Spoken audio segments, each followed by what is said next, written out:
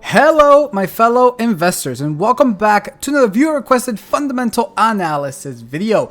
Guys, beginning next week, we are officially entering earnings week. So, unfortunately, this whole wheel thing and taking your guys' recommendations is going to have to take a slowdown for a little bit because we really want to cover the earnings for the coming companies. So, Friday, banks are going to report, and we are going to live stream them. So again, we probably will not have time to do any more of this. Nonetheless, though, for the remaining days from, well, you guys are seeing this Monday to Thursday, we are going to cover, well, the companies that you guys recommend. So let's spin this wheel to see what company we should analyze today.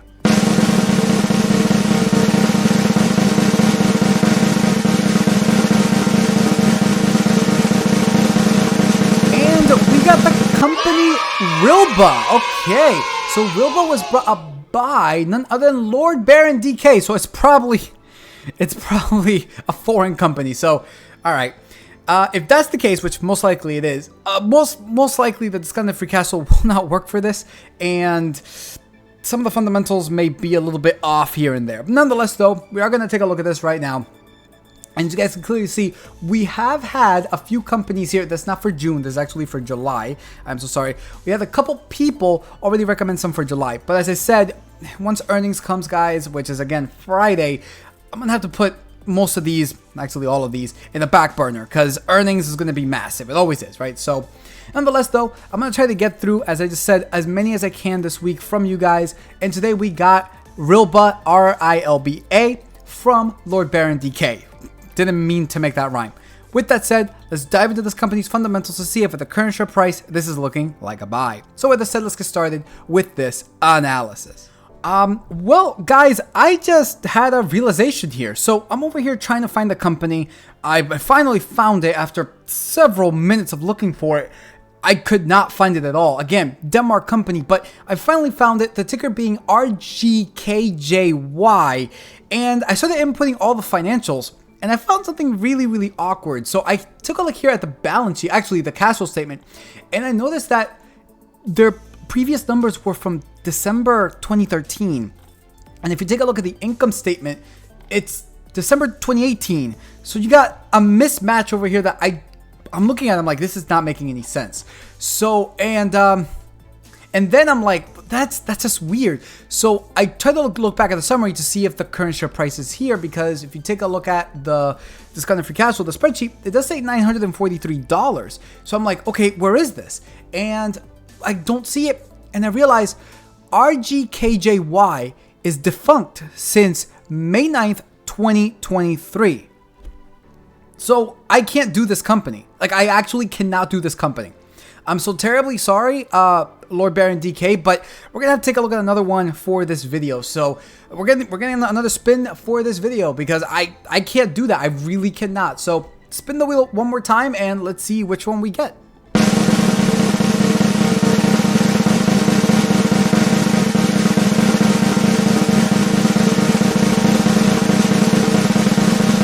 All right, and we got the company SPSC this time. Now, SPSC, this one was brought up by Joseph Item. So hopefully this one's there. Hopefully, please. Again, let's take a look at if this company is worth the price that's currently at right now, as well as their fundamentals. All right, everybody. So this is the company SPSC. It's actually SPS Commerce. So never heard of this company before. So glad that it's actually there, though. And yeah, let's actually take a look at what this company does in their company profile. Because again, I've never seen this company before.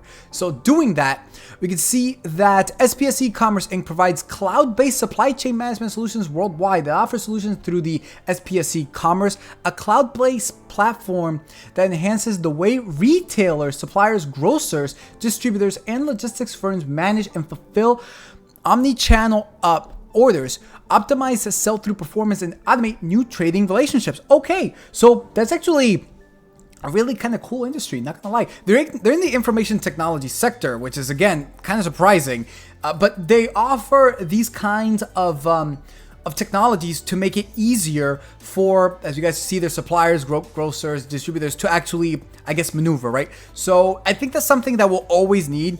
And right then and there, Obviously, that kind of, I guess, moat would be fairly decent. Now, let's actually take a look at their earnings that they just had. We can see that they had earnings on April 26th, and actually their other one is coming out pretty much in about 20 days, 19 days since since I'm recording this. And, well, the other one, the EPS normalized actual came in at 67 cents, beat by 9 cents. EPS gap actual, 41 cents, beat by 14 cents. Revenue, $125.87 million, so revenue is kind of small. But still, just because the revenue is small doesn't mean that's a bad company. It was actually a beat by almost $2 million. Now, let's take a look at the calculator, guys. And, well, we can see that right off the bat, we got the ticker for SPSC. Market cap of 6.66. Wow, 666, huh? $6.66 billion with a PE of 116.6 with a current share price of $182.27. So right then and there, that PE is looking extremely expensive for their earnings. Looking at this graph, we can see that on the 1 year, they're up a whopping 54.6%. On the year to date, they are, wow, up 42.39%. 52-week range, look at that 52-week range though, $100, essentially $100 to $192.67. We are pretty much near 52-week highs. That's not a place where I like to buy companies at. And again, based off of that, as well as the PE is telling me that, yeah, it's looking a little bit expensive. Obviously, we gotta take a look at the other stuff. But just based off of that alone, I'm like, red flags, pretty much, it's not a company I would like to buy right now. They don't pay the dividend, which means that all of this free cash flow is going straight into themselves. And I gotta say, 69 million to 80.2 million, that's actually not too bad. From the 5-year average to the last year's free cash flow, at least it's increasing. However, that might just be blips, right? It might just be blips. So we really do need to take a look at the overall. All right, so coming now into the fundamentals. I gotta say, right off the bat, this is looking insane. I already looked at some of them, and I already know what the numbers gonna come out to be, because these fundamentals look amazing. Like, they really look really good, guys. They look really good. Looking at the net income, we got 5 years ago of $24 million to 1 year ago of $55.1 million. Guys, I get that the numbers aren't that big. At the end of the day, though, it doesn't really matter, right? What we want is consistency. What we want is a company that, even though it's small, it has potential, right? What we're looking for is a company with amazing fundamentals, even though they may be small, amazing fundamentals consistently increasing at a really good price. I don't know if the price is at the current moment when it comes to this company, but right now, the fundamentals look really good, right? The fundamentals look really good. Just according to the net income alone, guys, they have one small blip from 3 to 2 years ago, and then they increased it from 2 to 1 year ago, going from 44.6 to 55.1. Guys, on the 5 year, going from 24 million to 55.1, that is an increase of 131%. Really, really good. Even though they did have a small blip, you can see that they recovered it. So I'm actually going to give this a really good graph. It's a really good looking graph. 95%. Looking now into the free cash flow. I mean, it's pretty much what we just saw with the net income, right?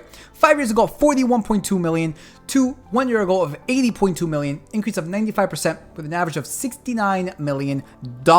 Nice. And, well, we can see here that pretty consistent increase from 5 to 2 years ago. Pretty big jump from 3 to 2. You could attribute that to COVID. And we kind of saw that because from 2 to 1 year ago, it falls from 93.3 to $80.2 million. And, well, it's a fall, but you can see it's coming back down to what it was 5, 4, and 3 years ago. So overall, I'm going to have to give this, I would say, like a 90%. Mainly because of the fall, right? But the fall is understandable.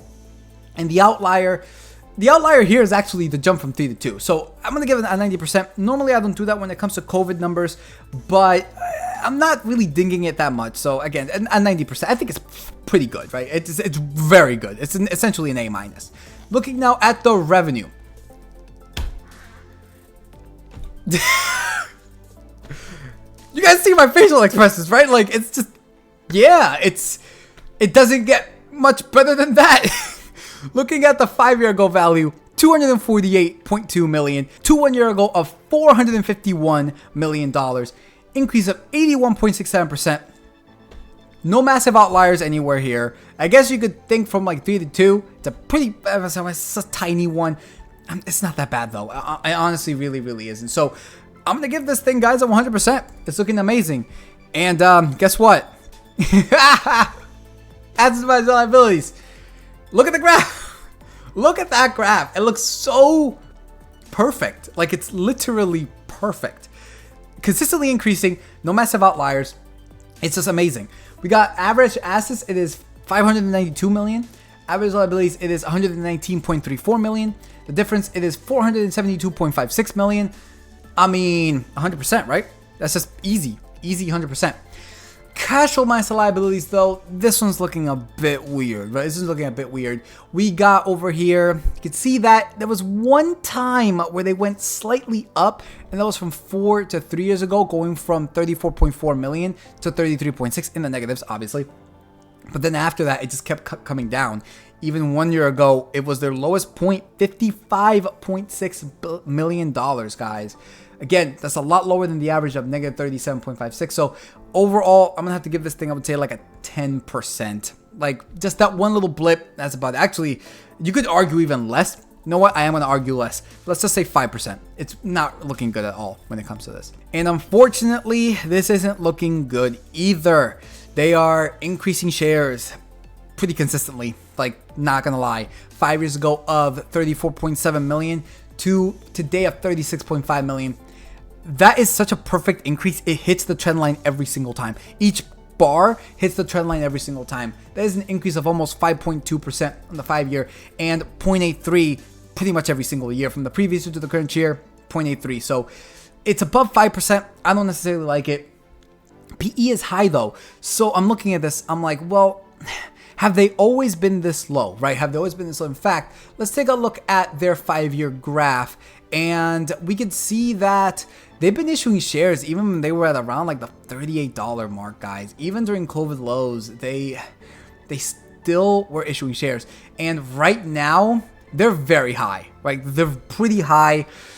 If they were issuing shares when they were this low, I can't imagine what they're going to do now that they are this high and their PE is a whopping 100, whatever it was, right? So 116 or whatever it was. So I think that they'll continue to issue shares. I really do think so. And for that reason, I think I'm going to have to give this. I know what I'm getting with them, though. That's the thing. I know what I'm going to get with them. They'll probably continue. So I think 0. But at the same time, I'm going to give them like a 10%. Because, I mean, 5.2 isn't a lot. It's a lot, but it's not a lot, right? And it's not like a major spike here and there. You know what we're getting with them. That's why I'm going to give them a 10%. Lastly, cash and equivalents, they currently hold $182.3 million with an average of $169.28 million. Overall grade, take a look at this. It's actually not too bad. We got net income, 95, free cash flow, 90, revenue, 100. That's total assets minus total liabilities, 100, cash flow minus liabilities, 5, and shares outstanding of 5. The main problem here is the cash flow minus liabilities, which their cash flow isn't the problem, is their liabilities. So they need to bring down those liabilities and they just keep issuing shares. So overall grade of 74, not too bad. Honestly, not too bad at all. This one gets a C, guys. This one gets pretty much a C for me. So yeah. Now here's the problem. Do we pay this price? The PE tells us no. The fact that we are at 52-week high or near 52-week high tells us no. But let's see what the discounted free cash flow actually says. And looking at this, not inputting anything, we can see that not adjusting for debt, it is $24.71, and then adjusting for debt, $54.42. Okay, I don't think we're going to get to 182 though.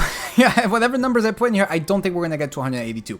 Now, let's start off with the predicted share buyback because it's very consistent. It's very consistent. In fact, the median, I'm going to put it at negative 5%. That's essentially what they've been doing. For the high assumption, let's go up by 1, let's say negative 6. I don't think that they'll do much higher than that. And for the lowest one, let's just say negative 4. I think that's fairly accurate. I think the real answer is for the shares outstanding, obviously, between the median and the high assumption. All right. Now, when it comes to the revenue, Seeking Alpha has this thing at 16.34%. Okay. That might be a little bit high, especially with the way that the economy is right now, right? I mean, We'll see what Q2 tells us now that retail's going to come out with numbers, but I don't like that number. I really don't. I'm gonna go a little bit lower, and by a little bit, I'm gonna say for the lowest assumption, let's say around like 8%. Then let's go up by 3. Let's go up to 11, and then let's say up by 3 again, and let's say 14. I think that's fair, right? I personally think that's really, really fair. And with this, we get the target share prices, of course, with a required rate of return of 10%. To match the S&P 500 on average, we get $31.38 to $37.51, not adjusting for debt. $67.56 to $79.73. Margin of safety of 5, 10, 15. $57.42 to $75.74. Okay, so this is telling me that it's looking expensive right now. If we take a look back at the graph, though, looking at this, we can see that, man, they haven't been there. Well, the last time they were there, it was like at 2020 lows. Yeah, 2020 lows, essentially. Well, I wouldn't say 2020 lows. Like, post 2020 lows. Roughly like September around 2020, right? So, it's looking expensive, guys. I mean, that PE is massive. In fact, let me show you guys one more time. 116.6, almost 117. It's looking massive. The fundamentals look amazing. So, this is a company where the price just isn't there. But aside from that, the fundamentals look great, right? The fundamentals look absolutely great. The profit metrics look amazing. Just the profit metrics alone, they look amazing. So, yeah, it's I would personally put like a watch list on this one. See if in a few months, if this company falls, there's actually might be a pretty decent buy because it's the fundamentals look amazing. I gotta say, except for the assets minus the liabilities. Sorry, not the assets. The cash flow minus the liabilities, which is not a problem with the cash flow, it's a problem with the liabilities. And the consistency of issuing. Aside from that, oh, actually, I just realized I put this in wrong. I am so sorry. This is supposed to be -6, and this is supposed to be -4. I am so sorry for that. Nonetheless, though, the numbers still kind of land the same. So we kind of know what we're getting with the shares outstanding. Yeah, I think it's this is a company that's overvalued right now. Obviously, that's just my personal opinion. Please do not take my opinion as, go out and like don't buy this company or whatever. Because at the end of the day, guys, if you believe that this company is a buy right now, depending on what your assumptions are, then by all means buy it. I can't control what you do with your money. All of these calculators are available for free because, well, I want you guys to be making your own financial decisions. So have them all for free. Again, this is not financial advice. Every investment is the present value of all future cash flow. I personally think it's a little bit expensive right now, but to you, it may not be expensive, right? If you believe that this company on the high end will do, Seeking Alpha was saying 16. So let's say, let's say 20%. All right, well, it's still not there, but make a justification for it. I don't know. My justification isn't there. So obviously, make your own decisions for yourself, guys. And yeah, if you guys would like to support us, I really would appreciate it if you just like, subscribe, comment. It really does help here on YouTube as well as Rumble, guys. Thank you so much for everybody who has done that so far. And yeah, that's really all we're asking for is something free in return. Like, subscribe, comment. You guys get all the calculators for free. Thank you so much for supporting. We really, really appreciate it. Now, if we do get to 3,000 subs by September 3rd, Mike will begin doing face cam. So if you guys want to see that, then, 3,000 subs. Let's get to it, right? Let's get to it. Also, just a heads up. We will begin live streaming this week on Wednesday for CPI, and then on Friday we're gonna live stream the earnings, the 3 banks that are having earnings that we like: JP Morgan, Citigroup, and Wells Fargo. So we're gonna live stream those 6:30 Eastern Standard Time PM. So yeah, if you guys want to catch those live streams, make sure to stop by. It'll be at around 6:30 PM Eastern Standard Time. All right. So thank you so much for watching, guys. We really, really do appreciate it. And looking now at the options chains, I'm so sorry the camera just got way dark. Looking now at the options chains, we can see that for the July 21st, they don't have anything aside from July 21st, August 18th, October 20th, and January 19th, 2024. Aside from that, guys, there really isn't anything else. The put side for July 21st really isn't much. We got a few. Why is the premium for 170 strike 25 where the premium for 180 is 15? That makes absolutely no sense. It is what it is. For the call side, well, for $185, guys, you get a $250. So if you guys bought this thing at like COVID lows or around like where the strike or where my discounted free cash flow says, I don't know, you might consider selling the call, or if you have 100 shares, selling a covered call for $185. That's a massive gain, guys. That's a massive gain, plus $250. So you may consider that. I don't necessarily know, but these are the options changed for July 21st, 2023. All in all, thank you so much for the recommendation. I am so terribly sorry, Lord Baron DK. The company, it just wasn't there. So sorry for that. Nonetheless, though, here is SPSC. And thank you, Joseph Idem, for recommending it. And hopefully this was helpful. That pretty much does it for this episode, everybody. Liked if you like, comment, subscribe. Y'all can follow us on the new tech sites. Link is in the description below. So with that said, peace out, and we'll see you all next time.